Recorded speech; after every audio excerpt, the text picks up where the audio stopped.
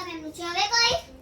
હવે તો આ ટેડી બિયર ખાલી કરીને ટેડી બિયર ને તારી જગ્યા પર અને તને રસ્સી ઉપર બાંધી ઉપર એવી રીતે ફેંકીશ ને જેમ કે તું ટેડી બિયર હોય.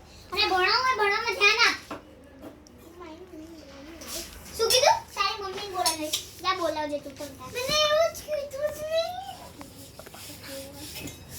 ગાંડા જેવી શું છે? મારે જે કોઈ અહીંયા તું એકલી જ ભણે છે ક્લાસમાં. ચાલ હું 5-6 સ્પેલિંગ લખાવું એ તને 20 વખત લખવાનું છે.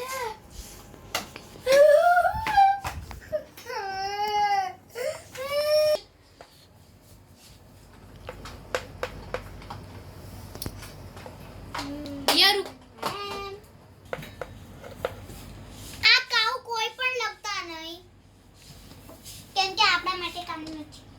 ગોટ એટલે શું થાય? ગોટ એટલે શું થાય?